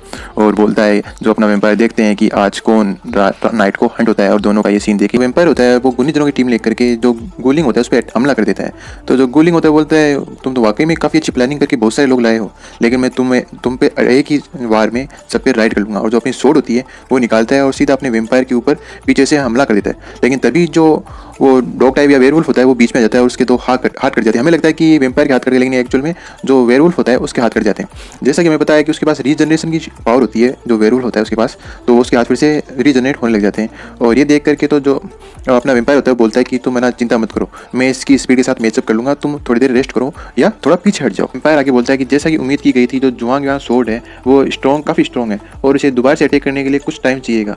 और जो अपना वेम्पायर होता है वो अपने आप को आइस से कवर करके, पता नहीं कोई अटैक कर रहा होता है कि कोई ट्रांसफॉर्मेशन कर रहा होता है, क्या कर रहा होता है, चारों ओर आइस से कवर हो जाता है। और हम देखते हैं कि वो एक नए वापस जो स्केलेटन होता है उसकी तरह का आकार ले लेता है और एक खतरनाक सा स्केलेटन का लुक देता है। मतलब पहले से कुछ अपग्रेड सा लग रहा होता है। और वो फटाफट जाकर के जो गूलिंग होता है उस पर हमला कर रहा होता है और बार बार जो बीच बीच में जहाँ वो अटैक कर रहा है वहीं पे वो सोर्ड बार बार आके उसको ब्लॉक कर रही होती है अपने जो वेम्पायर होता है उसके अटैक को। और वेम्पायर मन में सोचता है कि ये जो ऑटोमेटिक है सोर्ड इसकी ना डिफेंस कर रही है, लेकिन मैं एक्चुअल में सोर्ड भी अटैक करना चाहता था ना कि गूलिंग पे। गूलिंग बोलता है भाई बहुत अच्छा तुम्हारे पास चलो कोई कॉम्बैट स्किल तो है, मुझे नहीं लगा था कि तुम इतने स्किल हो गए कॉम्बैट के अंदर। तभी हम देखते हैं जो अपना स्केलेटन होता है वो एक ना जो बोन्स होती है उसका आइस के अंदर कवर करके एरो शूट करता है जो गूलिंग होता है उसकी ओर। और देखते हैं कि और अगर ये मेरा अटैक उसको लग जाएगा तो उसकी सोर्ड है वहीं पे फ्री हो जाएगी। और हम देखते हैं कि वो उसकी सोर्ड को लग भी जाता है अटैक, लेकिन तभी जो गूलिंग होता है उस सोर्ड को पकड़ लेता है और उसकी जो आइस होती है उसको तोड़ देता है और बोलता है कि मुझे इसको जल्दी खत्म करना होगा और मुझे बीच में कूदना होगा। मैं ये चाहता तो नहीं था, लेकिन अब मुझे लगता है मुझे बीच में आना ही पड़ेगा। और वो फटाफट से बोलता है कि तुम मुझे भूल तो नहीं गए ना मेरी ताकत को, चलो अभी मैं तुम्हें बताता हूँ। और वो जो सोर्ड होती है उसको लेकर के एक फुल पावर से स्पीड के साथ जो अपना स्केलेटन होता है उसके ऊपर अटैक कर देता है और उसी के साथ उसका एक जो बाजू होता है वो उसको काट करके अलग कर देता है। और ये देख करके तो जो अपना क्या नाम है स्केलेटन वो सोचता है यार ये इसकी सोर्ड भी जितनी फास्ट है उससे ज़्यादा फास्ट तो ये है, कि इसकी स्पीड है भी कितनी। तो गूलिंग बोलता है कि इस बार मैंने जो तुम्हारा लेफ्ट हैंड है वो ले लिया है और जो अगला राउंड है उसमें मैं जो तुम्हारा राइट हैंड है उसे भी ले लूंगा, मतलब उसको भी काट दूंगा। एक तो काट दिया अब दूसरा भी काटने वाला हूँ। तभी जो स्केलेटन सोच होता है कि ना क्या ये तो मेरी हड्डियां, इनके साथ तो मैं कुछ भी कर सकता हूँ। और वो अपनी मुंडी उखाड़ लेता है अपने सिर से और बोलता है कि मैं ऐसे भी कर सकता हूँ। और ना अपने पैर को अपने हाथ की जगह लगा लेता है, मतलब उसको कोई फर्क नहीं पड़ रहा होता है। इससे ना जो गूलिंग होता है वो काफ़ी गुस्सा हो जाता है और बोलता है कि चाहे तुम कुछ भी करो मैं तुम्हारी इन हड्डियों को तोड़ दूंगा जब तक कि इनमें से एक भी हड्डी बचे नहीं तुम्हारी, मतलब सारी हड्डियों को तोड़ दूंगा, तब तुम ये ऐसी कलाबाजी कैसे कर पाओगे। तो अपना स्केलेटन बोलता है जो उसके टीममेट होते हैं उनको, क्या तुम लोगों ने अभी तक पूरा नहीं किया क्या? अगर तुम लोग ऐसे करते रहे तो मैं इसको ज़्यादा देर रोक नहीं पाऊंगा और मेरी यहीं पे मौत हो जाएगी। तो गूलिंग भी बोलता है किससे बात कर रहा है, किस प्रिपरेशन की बात कर रहा है। और वो देखता है अपने पीछे कि वहाँ पे आखिरकार हो क्या रहा है। और हमें दिखाया जाता है कि वहाँ पे है ना एक जो आदमी होता है उसने अपने हाथ में एक बॉक्स ले रखा होता है और उसके पीछे एक है ना फ्रोजन टाइप या कोई फेरी टाइप कोई है ना क्या कहते हैं लड़की का सा फिगर आ रहा होता है जो काफ़ी पावरफुल दिख रहा होता है। तब जो कमेंटेटर होता है वो हमें बताता है जो ये पेंडोरा बॉक्स है ये मेन आर्टिफैक्ट है वेस्ट का और ये कॉम्बैट के लिए है ना जो सोर्ड है उसके कंपेरिजन में प्योर है ना कॉम्बैट जो आइटम है वो नहीं है, लेकिन इसके पास सेक्रीफाइस की एक बहुत ही अच्छी एबिलिटी है। और ये जो सेक्रीफाइस की है ये क्या करती है उनसे सेक्रीफाइस लेकर के एक प्लेयर की ओर अटैक कर देती है उन सभी के पॉइंट लेकर। और इस सेक्रीफाइस को यूज़ करने पे बहुत सारी रिस्ट्रिक्शन है और बहुत सारी बैड इफेक्ट भी है, साइड इफेक्ट भी है। और जो ये स्किल यूज़ कर रहा होता है उसका नाम साइन होता है, जिसके साथ है ना अपने वेम्पायर ने है ना जो सेटलमेंट किया होता है। और वो बोलता है गूलिंग, तो जो सामने गूलिंग होता है वो बोलता है कि सैंड तुम ये क्या कर रहे हो, क्या तुम अपने दिमाग से बाहर निकल गए हो, क्या तुम ये चाहते हो कि तुम इन सभी बंदों को सेक्रीफाइस कर दो और सिर्फ एक प्लेयर को डिस्ट्रॉय करने के लिए। तब हमें पता चलता है कि जो बाकी के प्लेयर होते हैं उनकी जो एट्रीब्यूट पावर होती है वो बॉक्स है ना एब्जॉर्ब कर रहा होता है, और उनके जो ऑब्जॉर्व किया होता है वो गूलिंग पे एक पावरफुल अटैक करेगा उसको हराने के लिए, इसलिए वो सभी डिस्क्वालीफाई हो जाएंगे। तो गूलिंग आगे बोलता है कि अगर तुमने ये स्किल यूज़ की तो तुम आगे पार्टिसिपेट करने के लिए क्वालिफाई नहीं रहोगे और तुम भी यहाँ से बाहर हो जाओगे। तो जो सेंट वाला है वो बोलता है मैंने अपनी जो स्ट्रेंथ है उसको कैलकुलेट कर लिया है और हमारी जो गिल्ड है उसके बहुत सारे बंदे हैं ना वो कंटिन्यू करेंगे इस इवेंट को, तो मेरे लिए नुकसानदायक नहीं है। तुम तो सिर्फ अपनी बारे में चिंता करो, मेरी जो ये अमेजिंग स्किल है इसके देख करके। तो सामने हम देखते हैं कि गूलिंग खड़ा होता है और आगे जो सैन होता है वो बताता है कि जो पिछला मिशन था जो पिछला मेन मिशन था उसमें ना हम लोग लूज कर गए थे, उसके बाद हमें ना उठने का मौका नहीं मिला था, लेकिन इस बार हमें एक अच्छा मौका मिला है तुम्हें मारने का और तुम्हें एलिमिनेट करने का, वो भी मेरे द्वारा माई सेल्फ, यानी मेरे द्वारा खुद मैं तुम्हें एलिमिनेट कर सकता हूँ, बदला ले सकता हूँ। और क्या तुम्हें ये लगता है कि इससे अच्छा कोई प्लान या इससे अच्छा कोई एक्टिविटी प्लान तुम्हें कुछ और दिख रहा है? मुझे तो नहीं लगता। तभी है ना अपना जो स्केलेटन होता है उधर अपनी गर्दन को कभी हाथ में लगा रहा होता है, कभी ऐसे कर रहा होता है, मतलब मजे ले रहा होता है और अपने हाथों से विक्ट्री का साइन और थम्स अप का साइन बना रहा होता है। ये बोल रहा होता है पिछला जो सैन जो प्रिस्ट होता है वो और गूलिंग जो जुआन युआन यूनियन का सक्सेसर होता है, उन दोनों की जो फाइटिंग चल रही होती है। तो गूलिंग सैन को बोलता है कि तुम है ना एक्चुअल में एक प्रीस्ट हो, तो तुम है ना सूट नहीं करते अटैक करने के लिए, लड़ाई के लिए, इसलिए तुम है ना ये लड़ाई छोड़ दो और तुमने जाया रखा मुझसे लड़ाई करने के लिए, तो मैं सबसे पहले तुम्हें ही मारूंगा और तुम्हें अपने जो रास्ता है उससे हटाऊंगा। ये मैटर नहीं करता कि तुम संख्या में चाहे गुन्नी सी क्यों ना हो, इतना बोल ही रहा होता है जितने पीछे से अपना जो वेम्पायर होता है स्केलेटर के रूप में एक बड़ा सा बर्फ का आइस है ना उसके सिर में दे मारता है और वहीं पे वो जो जमीन में गिर जाता है। और इससे है ना जो अपना स्केलेटन होता है वो बोलता है कि कहीं तुम डिस्ट्रैक्ट तो नहीं हो गए थे, मैं अभी भी यहीं पे हूँ, तुम भूल तो नहीं गए थे मेरे बारे में। तो गूलिंग इस बात से बहुत ज़्यादा पिस हो जाता है, बहुत ज़्यादा गुस्सा आ जाता है कि मैं तुम सब लोगों को है ना मार दूंगा, तुम लोग सब मरने चाहिए। और इसी के साथ वो गुस्से के साथ उठता है, जो उसके ऊपर आइस का अटैक क्या होता है वो भी उसकी है ना पावर से ब्रोक हो जाता है, टूट जाता है, अलग अलग हो जाता है और वो खतरनाक सा अटैक है ना स्केलेटन के ऊपर करता है। लेकिन तभी जो सैन होता है वो बीच में आके जो उसका जो क्रॉस टाइप का आर्टिफैक्ट होता है उससे अपने स्केलेटन को बचा लेता है। और फिर हमें जो क्या कहते हैं वेयरवुल्फ और जो बियर होता है उनका सीन दिखाया जाता है कि इन दोनों की आर्टिफैक्ट की पावर बहुत ही ज़्यादा है। तब जो कमेंट्री वाला होता है वो बताता है कि जो ये आज लड़ाई देखने को मिल रही है ये सदियों से नहीं देखने को मिलती, जब पिछली बार देखा गया था तो उसे वर्ल्ड वॉर का नाम दिया गया था। इन दोनों आर्टिफैक्ट की पावर बहुत ही भयानक है, लेकिन जो अपना प्रीस्ट है उसको है ना इतना नॉलेज नहीं है अटैक का, और इसमें जुआन की जो स्वॉर्ड है वो काफ़ी अच्छी है, लेकिन फिर भी है ना दोनों बराबरी टक्कर दे रहे हैं। और फिर से हमारा सीन बदलता है, हम देख रहे हैं जो गूलिंग होता है वो अपनी सोर्ड से और जो सैन होता है वो अपने प्रीस्ट और जो उसके पास आर्टिफैक्ट होता है दोनों उससे लड़ रहे होते हैं और काफ़ी अच्छा आइकॉनिक सीन होते हैं इनके बीच में लड़ाई के।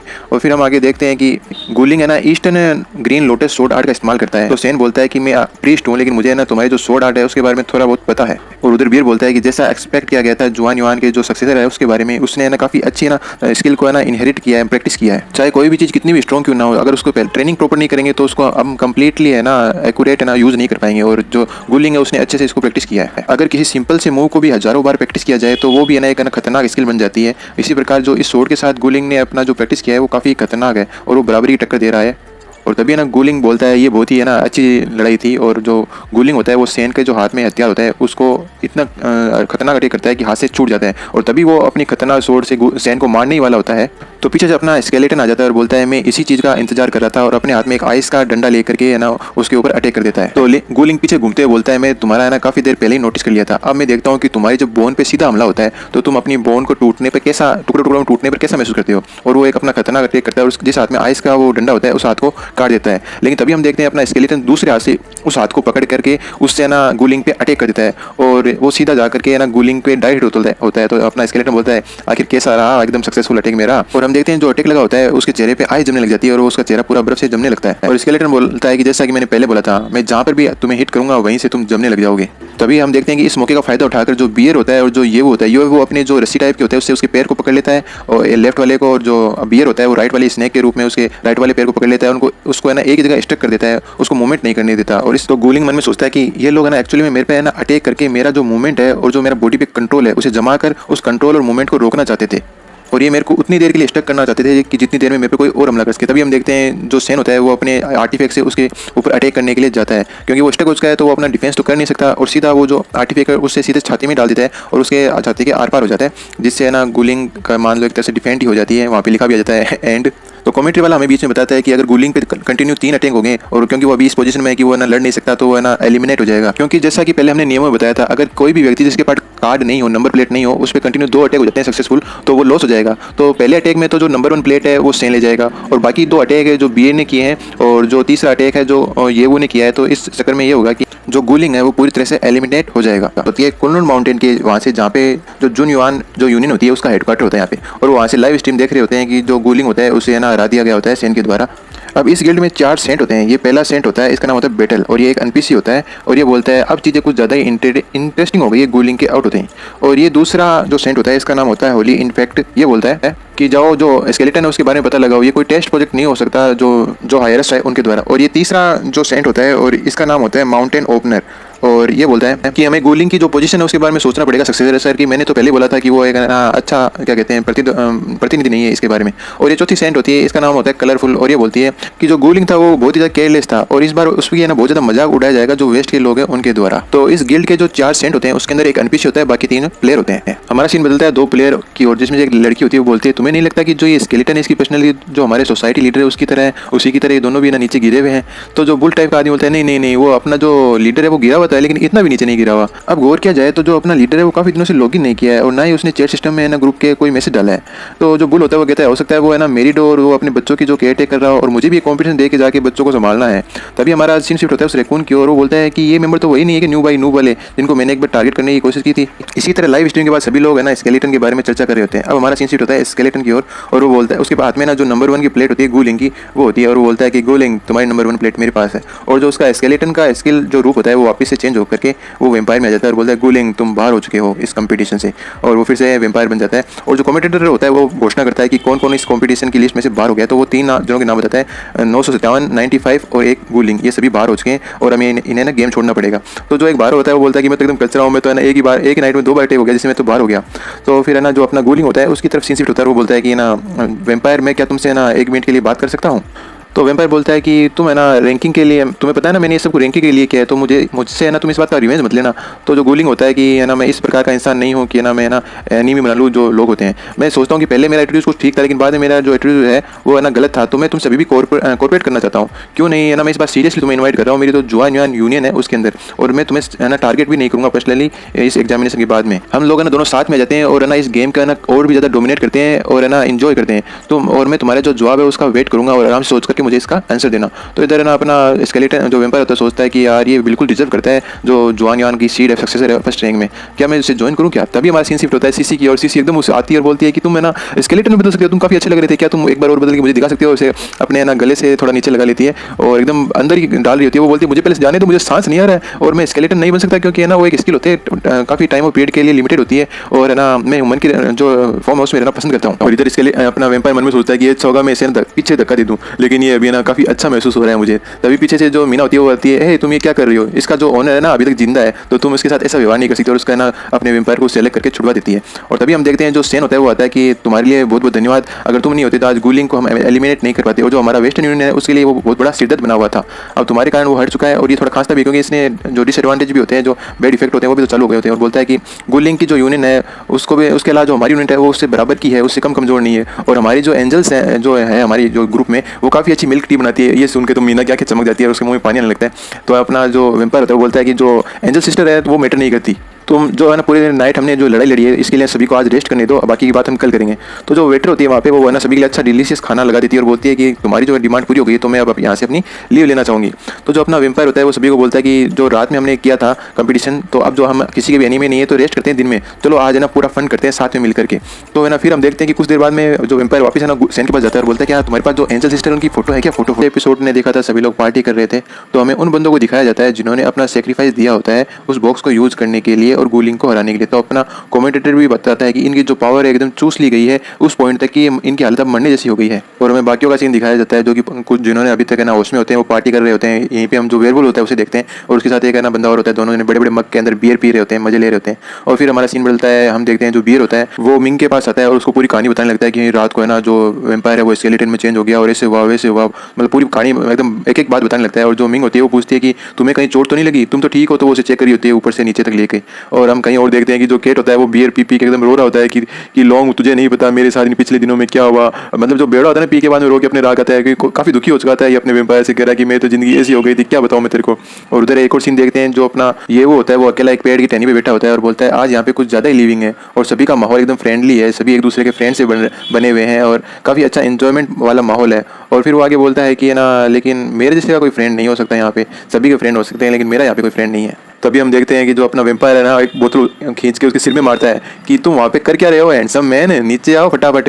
तो और आगे बोलता है नीचे आओ, पेड़ से नीचे उतरो और हमारे साथ आके एंजॉय करो, फन करो, वहाँ पे बैठे मत रहो। इधर हम देखते हैं ये वो गुस्सा जाता है कि तुम बस रुको, रात होने तक रुको, मैं तुम्हें सबक सिखाऊंगा। क्योंकि इसके सिर में बेचारे बोतल लगी होती है ना यार, दर्द तो होता ही है। और फिर सीन बदलता है अपनी मीना की ओर, जो कि है ना उसका अपना मिल्क टी पी रही होती है, आराम से एंजॉय कर रही होती है कि ये कितना अच्छा है और ये जो एनवायरनमेंट वो भी कितना अच्छा है। तभी अपना वेम्पायर आता है, बोलता है मिस मीना, मिस मीना। तो मीना बोलती है क्या मीना, अरे वो शीश कहाँ है, जाओ उसके पास जाओ, तुम्हें तो उसी के पास मजा आता है ना, जाओ जाओ उसके पास जाओ। तो फिर वो जो अपना वेम्पायर होता है अपनी अंगड़ाई तोड़ के बोलता है कि जो शीश है उसे मैंने जो सिस्टर ये क्वीन है उसके साथ छोड़ दिया है, वो काफ़ी एक्सपर्ट है जो इस प्रकार के सेडिस होते हैं अनइंटेंशनली उनका ध्यान रखने के लिए। पीछे से ये क्वीन ये बात सुन लेती है और वो ये सुन के बहुत गुस्सा करती है कि तुमने किसे कहा अनइंटेंशनली सेडिस, तुम मरना चाहते हो क्या, तुमने ये बात बोली तो बोली किसे है। और ये सुनकर के वेम्पायर समझ जाता है कि अब उसकी खटिया खड़ी करने वाली है और वो आगे तक बोलती रहती है कि तुम कहाँ जाओगे भाग करके, आज तुम मेरे हाथों से बचने वाले नहीं हो, आज अगर मैंने तुम्हारे व्यवहार को सही नहीं किया तो तुम बड़े कैसे होगे, बड़े होकर भी तुम्हारा ऐसा ही व्यवहार रहेगा। और काफ़ी ज़्यादा येल्ड कर रही होती है, गुस्सा कर रही होती है उस पर। तभी हम देखते हैं वेम्पायर के साथ फिर से एक और है ना बड़ा एक्सीडेंट हो जाता है। वो किसी है ना सॉफ्ट चीज़ के साथ है ना टकराता है सामने से और है ना टकराने के कारण नीचे गिर जाता है। नीचे गिरे हुए कारण जो ये क्वीन होती है वो अपने वेम्पायर को बोल लेती है कि अब तुम्हारे अंदर हिम्मत तो बाकी दिखाओ, उसका कॉलर पकड़ लेती है। तभी हम देख रहे हैं जिस इंसान पर्सन से टकराया था वो यूही होती है और है ना अपना वेम्पायर सोचता है कि मैंने इसके है ना एलाई को है ना एलिमिनेट कर दिया था, अब क्या ये मेरे साथ है ना रिवेंज लेनी है, क्या ये कहीं मुझसे ना रिवेंज तो नहीं लेगी। तो जो यूही होती है वो बोलती है कि अच्छा हुआ मुझे ना तुम दोनों साथ के साथ यहीं पे मिल गए, मैं ना तुम लोगों को काफ़ी देर से तुम्हारे एक्शन को देख रही थी और मेरे मन में एक क्वेश्चन था, क्या तुम लोग है ना दोनों ट्रांसमाइग्रेंट हो, क्या यहाँ पे आए हो क्या ट्रांसमाइग्रेंट होकर के, या तो मैं ना नेटिव इंटेलिजेंट क्रिएचर हो जो मेन लैंड है वहाँ के। एक मेरे को भी कंफ्यूजन था अभी तक कि जो यू क्वीन है ना जो अपनी मीना की फ्रेंड होगी वो रियल लाइफ से होगी, लेकिन यहाँ पे अपने को पता चल रहा है कि जो यू क्वीन है वो एक एनपीसी है। तो ये मैं भी क्लियर कर देता हूँ आप सभी को, क्योंकि मेरे को भी अभी पिछले एपिसोड में क्लियर हुआ था। तो जैसा कि पिछले एपिसोड में यूई आई थी और जो अपना वेम्पायर होता है और यू क्वीन होती है उनको बोलते हैं कि तुम दोनों क्या माइग्रेट हो गया या फिर तुम है ना ओरिजिनल मेन लैंड से आए हो यानी पृथ्वी से आए हो। तो ये दोनों ये है ना आकर के सभी तीनों जने एक ही रूम में आकर के मीटिंग करते हैं और अपना जो वेम्पायर होता है वो यूई से पूछता है कि तुम्हें कैसे पता चला कि मैं ना माइग्रेंट हूँ, यानी जो रियल अर्थ है उससे आया हूँ और हमारा अभी जो लाइव ब्रॉडकास्ट चल रहा है तो है ना पूरी दुनिया को ये पता चल जाएगा कि ना ये पॉसिबल है माइग्रेट होना इनटू जो अजूरे गेम है इसके अंदर। तो ये बोलती है तुम इसके बारे में चिंता क्यों कर रहे हो, क्या तुमने पहले कभी इस बारे में ट्राई नहीं किया। यहाँ पे है ना पहले भी बहुत सारे लोग है ना ट्रांसमाइग्रेट होकर के आए हैं, लेकिन जब भी है ना वो बाहरी दुनिया से कॉन्टेक्ट करने की कोशिश करते हैं वो सभी ब्लॉक हो जाते हैं। तो जो अपना वेम्पायर होता है वो बोलता है कि हाँ एक बार मैंने भी है ना जो अपनी मीना है उससे कहा था कि मुझे ना तुम्हारे द्वारा एक मैसेज करवाना है किसी लोग को। तो मैंने उससे मीना का चैट को खोला, उसमें लिखा help I am transmigrant into a monster, मतलब मैंने एक मॉन्स्टर में बदल गया हूँ, जो रियल इंसान था वो गेम का एक चैटर बन गया और उसे वो मैसेज भेजने के लिए कहा। तब देखते हैं कि वो मैसेज एकदम अलग ही एरर आ जाती है इसमें और शो ही नहीं कर रहा होता। तो मीना ही बोलती है ये बहुत ही अजीब है, अपने ये मैसेज करते हैं तब है ना इसमें कोई एरर आ जाती है, क्या बात है इसके में। तो ये चीज़ तो मैंने भी नोटिस की थी और जब भी मैं ना मीना को है ना मेरे बारे में एक्सप्लेन करने की कोशिश करता तो मेरी जो साउंड होती है वॉइस होती है वो ब्लॉक हो जाती थी। और मुझे अभी लगता है हमारा जो लाइव ब्रॉडकास्ट है हमारे पास फोकस नहीं होगा, कहीं और पर होगा। और तुमने अभी जो कहा उसके बारे में तुम्हारा क्या विचार है, क्या तुम इसी वर्ल्ड की एनपीसी हो या फिर तुम भी है ना बाहर से ट्रांसमाइग्रेंट होकर के गेम में आई हो मेरी तरह। तो ये भी बोलती है कि चलो हम यहाँ पे सभी के सभी एनपीसी हैं तो हम इस टॉपिक के बारे में और भी ज़्यादा डिस्कस कर सकते हैं। मुझे लगता है जो यू क्वीन है वो मेरी तरह इंटेलिजेंट क्या कहते हैं क्रिएटिव है इसी वर्ल्ड की। और है ना तुम्हारे बारे में ये क्वीन से पूछती है कि तुम्हें क्या लगता है कि है ना जो प्लेयर्स हैं उनके बारे में।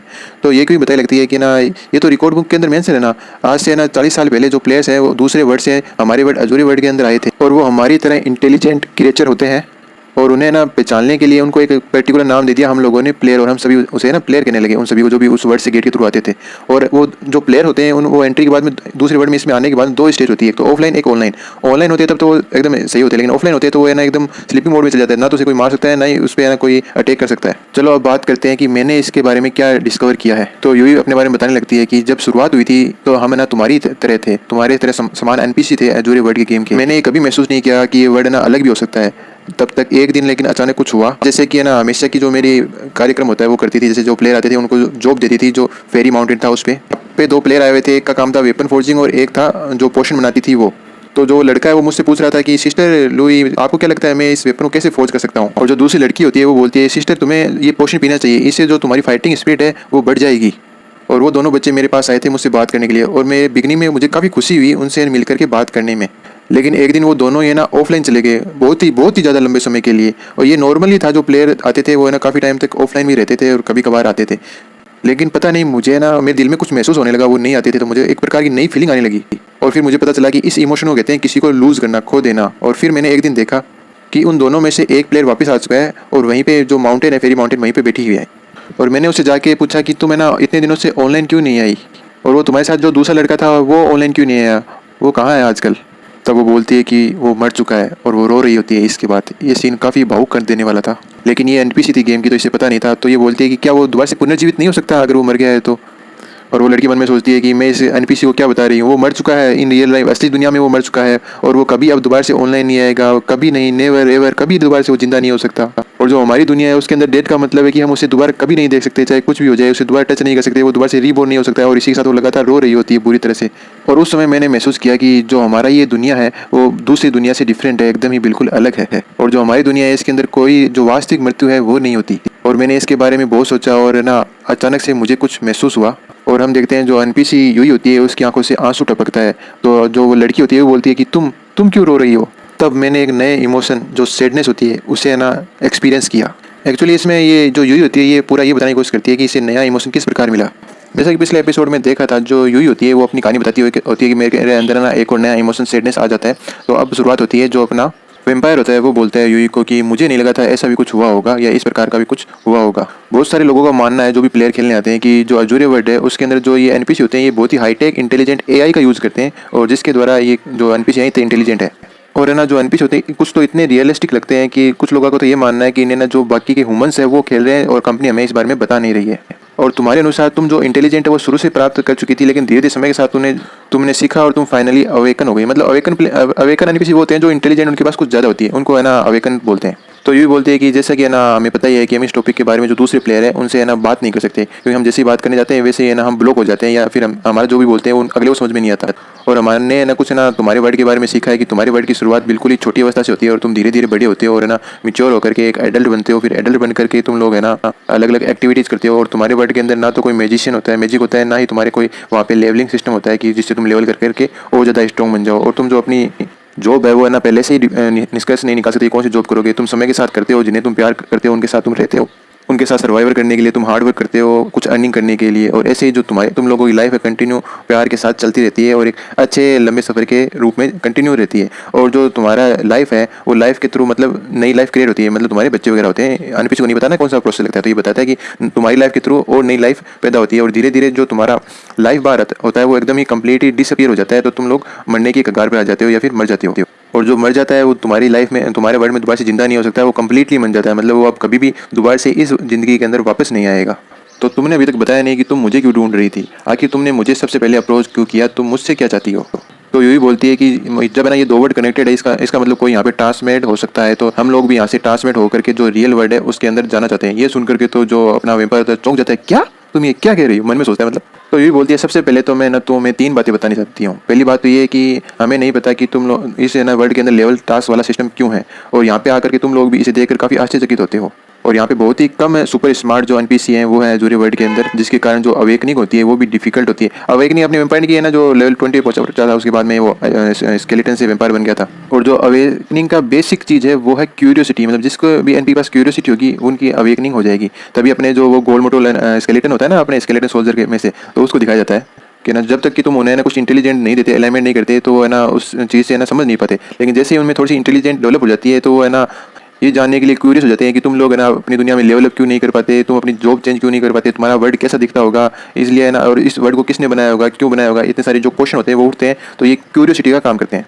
और हम इस बारे में पता लगाने के लिए ज़्यादा से ज़्यादा जो इंटेलिजेंट एनपीसी है, जो कैरेक्टर है, उनसे मिल रहे हैं। और इसी के बारे में यही रीज़न है कि मैं भी जो जुआ जो यूनियन है उसके साथ कॉर्पोरेशन कर रही हूँ। और इस बार की जो तुम्हारी जो है क्या कहते हैं परफॉर्मेंस देख करके तो हम सभी लोग आश्चर्यचकित रह गए थे। इसलिए हम तुम्हें अपनी टीम में बुलाना चाहते हैं, बिना फालतू की कोई आर्ग्यूमेंट या कोई डिस्कशन करके सीधा तुम्हें बुलाना चाहते हैं। और जो हमारा एक्सपेरिमेंट चल रहा है कि हम जो अपनी एबिलिटी है वो अर्थ के ऊपर ले जा सके, तो जो हमारी एबिलिटी के साथ जब हम मैनिपुलेट जो एलिमिनेट को करते हैं वो लेकर के अर्थ पे पहुंच जाएंगे, तो जो अर्थ है उसके जो नए गॉड है, नए भगवान है, हम लोग बन जाएंगे। तो इतनी सारी बातें इन्फॉर्मेशन सुन के जो वेम्पायर और जो यू क्वीन होती है दोनों का तो सिर चकराने लग जाता है। और वेम्पायर बोलता है भाई तुमने बहुत सारी जानकारी मेरे साथ दिमाग में एक साथ डाल दी है, तो थोड़ा सा देर रुको। तभी जो यू क्वीन होती है वो बोलती है क्या यहाँ पे हमारे वर्ड के अलावा क्या दूसरा वर्ड भी है।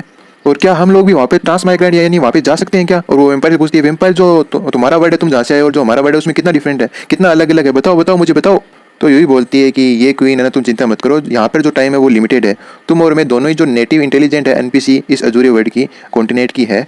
और अगर तुम इस विषय में इतना ही ज़्यादा इंटरेस्टेड हो तो तुम मुझे फेरी माउंटेन के तक रास्ते पर है ना कंपनी दे सकते हो, जैसे ये गेम पूरा हो जाएगा और तो अपने ही काइंड के वहाँ पे काफ़ी सारे लोग मौजूद होंगे और जो इसके बारे में बता पाएंगे। और अभी तक 3 और जो क्या कहते हैं ट्रांसमाइग्रेंट हुए हैं अर्थ से इस गेम के अंदर, और उनके द्वारा हमने अर्थ के बारे में बहुत कुछ सीखा है और बहुत कुछ जाना है। और जैसा कि हमें पता है जो सबसे पहले ट्रांसमाइग्रेट होने वाला था वो वेम्पायर था, तो हम होप करते हैं वेम्पायर तुम हमारे साथ चलोगे और हमें ज्वाइन करोगे। लेकिन है ना तुम बहुत ही ज़्यादा वीक हो, तुम्हारा सिर्फ अभी तक एक ही बार ट्रांसफॉर्मेशन हुआ है और तुम्हारे पास पर्सनली कोई अलग से पावर नहीं है। मतलब ट्रांसफॉर्मेशन हुआ था ना, स्केलेटन से बना था ये वेम्पायर, तो वो बताती है कि जो जॉब ट्रांसफॉर्मर है वो अजूरे वर्ल्ड के अंदर बहुत ही ज़्यादा मुश्किल है। जो यूजुअली प्लेयर है इस अजूरे वर्ल्ड के अंदर 3 से 4 बार ही ट्रांसफॉर्म हो सकते हैं और सभी की रिक्वायरमेंट अलग होती है, ट्रांसफॉर्म होने की अलग अलग मटेरियल लगते हैं। और तुम्हें देखने ऐसे ऐसे लगता है कि तुमने बहुत ही ज़्यादा केयर से जो अपना ट्रांसफॉर्मेशन है वो किया है और बहुत ही सारे कॉम्बैट एबिलिटी वाले जो मटेरियल्स होते हैं वो भी तुमने ऐड किए थे। और मुझे लगता है कि तुम है ना इधर ट्रांसमाइग्रेंट होने से पहले इस गेम को अच्छे से खेलते थे, अच्छे प्लेयर थे, इस गेम के जानकार थे। और तुम मुझे गलत मत समझा, लेकिन मैं जो गूलिंग है उसकी तरह लोगों को ना नीचे नज़रों से नहीं देखती। और मुझे लगता है कि तुम वापस से अर्थ के ऊपर ट्रांसमाइग्रेट होने के लिए काफ़ी कमज़ोर हो या फिर तुम्हें बहुत ज़्यादा कमी आए, इसलिए ना अगर छोटा गूलिंग अगर फेल नहीं होता तो मैं ना कभी भी अपने बारे में तुम्हें ना रिवील नहीं करती है अभी जितना तुम्हें रिवील किया है मैंने। और वो अपनी चुटकी बजाते हुए बोलती है कि जो इस बार है ना मेन मिशन का जो क्लू है वो बहुत ही ज़्यादा इंपॉर्टेंट है इस बार के लिए, और ये बहुत ही अच्छा चांस है कि हमें जो अजूरे वर्ल्ड है उसके बारे में जो सच्चाई है उसका पता लगाने के लिए। और वो एक क्रिस्टल सा उसे अपने हाथ से दिखाती है कि तुम्हें पता है ये क्या है? तो वेम्पायर बोलता है ये तो नूना स्टोन है, तुम इसे फेरी माउंटेन से प्राप्त कर सकते हो जो उसका मिशन है वो कंप्लीट कर करके। एक एबिलिटी ये है कि ये किसी का भी जो है ना कैरेक्टर होता है उसको हाइड कर सकता है या उसे रीराइट कर सकता है, उसकी एबिलिटी को हाइड कर सकता है, ये इसके ना एक एबिलिटी में से एक है। तो ये बोलती है कि गेम में आकर के जो लेवल है उसको फिर से रिस्टोर करना, तुम्हें नहीं लगता ये जो रूल्स है उनका वॉयलेशन है? चलो मैं दोबारा से तुम्हें अपना इंट्रोडक्शन देती हूँ। मेरा नाम लुई है, फेरी माउंटेन की सेंटेंस हूँ मैं और 100 लेवल है मेरा और 5 बार मैं ट्रांसफॉर्मेशन कर चुकी हूँ।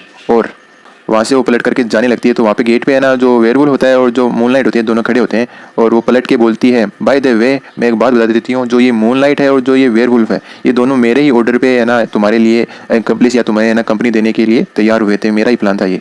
तो शुरुआत से ये सारा प्लान तुम्हारा ही था, जो है ना अपनी स्ट्रेंथ है उसके अंदर जो गैप है वो कुछ ज़्यादा ही है, लेकिन इसने ये नहीं सोचा था कि जो गूलिंग है वो एलिमिनेट हो जाएगा।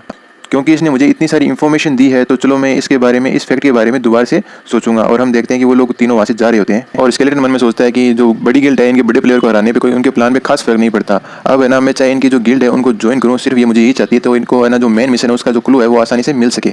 अभी इससे कोई फर्क नहीं पड़ता कि मैं ना उनकी गिल्ड में ज्वाइन हूँ या फिर है ना मैं इंडिविजुअली अपने प्लान पे काम करूँ, लेकिन जो भी इससे जीतेगा उसे जो सीजन का मेन क्वेस्ट है उसका एक अच्छा खासा क्लू मिलेगा।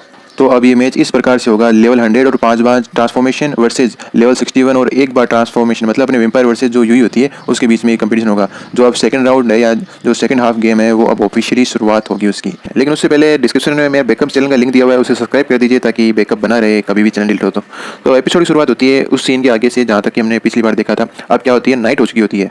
आज का दिन तो काफ़ी थका देने वाला था, काफ़ी सारी इन्फॉर्मेशन मेरे को प्राप्त हुई, मैं काफ़ी थक चुका हूँ, काफ़ी स्ट्रेच है। तो मीना पूछती है कि ऐसा भी क्या हो गया भाई, जो गूलिंग है वो तो एलिमिनेट हो गया, तो इतना तुम्हें जो थका देने वाली बात कौन सी है? तो वेम्पायर बोलता है कि कुछ चीज़ें होती है मैं तुम्हें एक्सप्लेन नहीं कर सकता, लेकिन मैं तुम्हें एक बात का विश्वास दिलाता हूँ मीना कि मैं भविष्य में या ऐसी कोई काम नहीं करूँगा जिससे तुम्हें किसी प्रकार का नुकसान पहुँचे। और कुछ चीज़ें ऐसी होती हैं जिसे ना अंडरस्टैंड करना बहुत ही ज़्यादा मुश्किल होता है, डिफिकल्ट काम होता है। फिर मीना भी अपनी उसकी बात सुनकर के मुंह फुला लेती है और बोलती है कि वैसे है ना ये बात बहुत ही ज़्यादा लंबी हो चुकी है, लेकिन मैंने उसके बात के थ्रू देख लिया होता है। और वो एकदम जो कहते हैं चश्मा लगा करके एक नए लुक में आते हुए बोलती है कि तुमने पिछली बार मुझे सिर्फ एक ही बात सच्ची बोली थी और बाकी जो भी तुमने बात मेरे को बताई सबकी सब झूठी थी। तो ये सुनकर के जो अपना वेम्पायर होता है वो थोड़ा सा चौंक जाता है, क्या क्या मीना ने ये देख लिया कि मैं जो अर्थ से ट्रांसमाइग्रेट होकर इस वर्ल्ड में आया हूँ, गेम वर्ल्ड में आया हूँ और गेम वर्ल्ड का एक सेक्टर बन गया हूँ, क्या ये इतनी इंटेलिजेंट कब से हो गई? तभी देखते हैं जो मीना है ना उसकी जो भावनाओं पे पानी फेरते बोलती है कि मुझे शुरुआत में तुमने बताया था जो तुम्हारा गार्ड फ्रेंड था कि है ना वो मर चुका है, लेकिन असल में वो कैसे जैसे सर्वाइव कर गया था, बच गया था, राइट? तो अपना जो वेम्पायर होता है अजीब सा वो बनाते हुए कहता है कि जैसा कि तुमसे उम्मीद की गई थी। तभी रूम से ये क्वीन आती है और बोलती है कि वेम्पायर मुझे तुमसे कुछ बात करनी है, प्लीज़ अंदर आना 2 मिनट के लिए। तो वेम्पायर मीना को बोलता है, मीना मुझे और जो ये क्वीन है उन दोनों को बात करनी है, जो आने वाला मिशन है उसके बारे में, क्या तुम चलना चाहोगी या तुम ही चल करके डिस्कस करोगी? तो मीना बोलती है कि नहीं नहीं नहीं, तुम ही जाओ और तुम ही डिस्कस करो, क्योंकि मैं जो ये रूल है इस गेम के अभी तक है ना तुमसे अच्छा समझ नहीं पाई हूँ, इसलिए मैं तो यहाँ पे रिलैक्स करूँगी, मुझे तुम परेशान मत करो, ये काम तुम अपने ऊपर ध्यान रखो। तो अपना वेम्पायर बोलता है, यस मास्टर, बिल्कुल और मीना उधर ही बाहर ही रुक जाती है जो स्लाइम होता है उसके पास, और सोचती है कि कौन सी बात सच्ची है कौन सी बात झूठी है, मेरे को खुद को ही समझ में नहीं आ रहा। और फिर हम देखते हैं अंदर का सीन जहाँ पे जो ये क्वीन होती है और जो वेम्पायर होते हैं दोनों जने बैठे होते हैं, और ये क्वीन बोलती है क्या मैं तुम्हारे जो वर्ल्ड है उसके बारे में पूछ सकती हूँ या उसके बारे में तुम मुझे कुछ बता सकते हो क्या। तो जो वेम्पायर होता है वो बोलता है कि तुम्हें सब कुछ बताना है ना मेरे लिए काफ़ी ज़्यादा मुश्किल होने वाला है, क्योंकि आपको पता नहीं मेरी दुनिया बात, तो आपको समझने काफ़ी मुश्किल होगा। तो ये क्वीन बोलती है कि ठीक है तुम्हें जो भी पता है तुम बता दो, और मेरे को थोड़ा बहुत नॉलेज है तो मैं समझने की कोशिश करूंगी। तो बताता है जब मैं अर्थ में पैदा हुआ था तो है ना सब कुछ है ना मेरे लिए काफ़ी ईजी था। बचपन में मैं काफ़ी इंटेलिजेंट था और अच्छे ग्रेड्स भी लाता था, और धीरे धीरे मैंने ना एंट्रेंस एग्जाम में भी अच्छा किया था और मेरे अच्छे ग्रेजुएशन में आए थे, मैं सिविल वर्क करने लगा। लेकिन फिर मैं ना हथक हार करके मैं शांति से गेम खेलना चाहता था, और फिर मैं ना एकदम गेम के अंदर डूब ही गया। किसे पता था ये मेरी एकदम लत लग जाएगी और मैं पूरे दिन वीडियो गेम के अंदर डूबता रहूँगा और उसे खेलता रहूँगा। और ये सुनकर के ये क्यों कहती है अच्छा तो ये तुम्हारी लाइफ थी। चलो मुझे भी अपने ऊपर थोड़ा बहुत सस्पिशियस है, लेकिन इसके बारे में बाद में बात करेंगे, बाद में पता लगा लूंगी। मेरे को अभी क्या मिला है कि जो हमारी साबी अलायंस है उनके पास तुम्हारा जो नंबर प्लेट है वो नहीं है, और तुम्हारी जो नंबर प्लेट है उसे ढूंढना ही हमारी पहली प्रायोरिटी थी। तो मैंने ना 3 लोगों पर सर्च किया, तो उनमें से जो यू है उसके पास तो नहीं है, और दूसरी लड़की के पास नहीं, लेकिन एक लड़की है जिसके पास 9 नंबर का नंबर प्लेट है, और हमें उससे ना कैसे भी है ना तुम्हारा जो नंबर प्लेट है वो लेना होगा। तो हमारा जो नेक्स्ट मिशन है या जो नेक्स्ट टारगेट है वो ये लड़की है, और इससे ये जो 9 नंबर का नंबर प्लेट है वो हमें प्राप्त करना होगा। तो और वो एक ना लिस्ट बनाते हुए बोलता है कि ये हमारे पास जो लिस्ट है इसमें हमें पता है कि किसके पास कौन सी बंदे के पास कौन सी नंबर प्लेट है। ये अच्छी बात है जो यूई है उसके पास जो अपनी खुद की नंबर प्लेट है वो नहीं मिली है, और ये भी अच्छी बात है कि वो एक रात में एक ही बंदे को मार सकती है और उसकी ही नंबर प्लेट प्राप्त कर सकती है, चाहे वो कितनी पावरफुल क्यों ना हो। ये रूल अच्छा है कि आप एक नाइट में एक ही बंदे को मार सकते हो, और ये हमारे लिए एक एडवांटेज का काम करेगा। ये क्वीन बोलती है कि अगर हमने ना जो फर्स्ट प्राइज जीत लिया और मेन क्वेस्ट के बारे में कुछ लिंक प्राप्त कर लिया तो हम उससे है ना नेगोशिएशन कर पाएंगे। चलो हम दोनों मिलकर के है ना इस वर्क को काम करते हैं, इस सब्जेक्ट के ऊपर इस मिशन के ऊपर वर्क करते हैं। तो दोनों हाथ मिलाते हुए बोलते हैं चलो वर्क साथ में करते हैं और इस मिशन को सक्सेसफुल बनाते हैं। फिर हम देखते हैं धीरे धीरे सूरज उगने लगता है, और जो ये क्वीन होती है वो बोलती है कि है ना वेम्पायर तुम है ना क्यों नहीं अपने जो वर्ल्ड है उसके बारे में मुझे बताओ। तो वेम्पायर भी उसे अपने वर्ल्ड के बारे में बताने लगता है कि, और उससे जो बताने लगता है, और जैसे हमारा सीन बदलता है तो जो सूरज उदय हो रहा होता है तो बीच के ऊपर जो है ना बियर होता है और उसके साथ जो मिंग होती है वो दोनों खड़े हुए जो सूरज उग रहा होता है उसको सीन को आराम से एंजॉय कर रहे होते हैं, देख रहे होते हैं।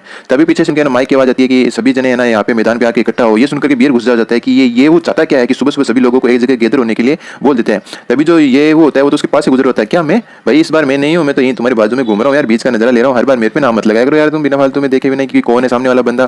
फिर हम देखते हैं तो जो सभी को इकट्ठा कर रहा होता है वो अपना वेम्पायर होता है और बोलता है सभी को मेरा हेलो। जो पिछली बार था मैंने इस बात को दोबारा सोचा, जो ये वो ने हमें एक आइडिया दिया था, एक अच्छा पॉइंट है, मैंने उसके बारे में काफी सोचा है। तभी बियर सोचता है ये क्या क्या रहा है वेम्पायर, और वेम्पायर बोलता है कि अभी मेरे पास करंटली है ना 2 नंबर प्लेट है, और जो मेरे पास अभी तक कुल मिलाकर 2 नंबर प्लेट है जिसे मैं ना आप लोगों के साथ एक्सचेंज करना चाहता हूँ। मैं मानता हूँ कि पिछली बार मैं खुद के लिए सेल्फिश बन गया था, लेकिन मैं चाहता हूँ कि हम लोग एक दूसरे को नुकसान नहीं पहुंचाएं और ना इस बात को रिग्रेट ना करें, इसलिए ना मैं भी ना अपना जो नंबर प्लेट है वो एक्सचेंज करना चाहता हूँ। और मुझे नहीं पता था जो ये वो है इतना दूरदर्शी है कि इतना दूर तक देख लेगा, और पहले मैंने इसकी बात को कंसीडर नहीं किया, लेकिन अब मैं इस बात को कंसीडर कर रहा हूँ और उसको अप्रिशिएट कर रहा हूँ इस बात के लिए। तो ये सुनकर के ये बोलता है कि भाई इसमें मेरी कोई प्लान नहीं है, मैं नहीं जानता कि क्या प्लान है क्या नहीं है, भाई मेरा इससे मतलब नहीं है, मेरे को दूर दूर रखो भाई। इसी साथ करते हैं एपिसोड यहीं समाप्ति, मिलते हैं अगले एपिसोड में, बाय बाय।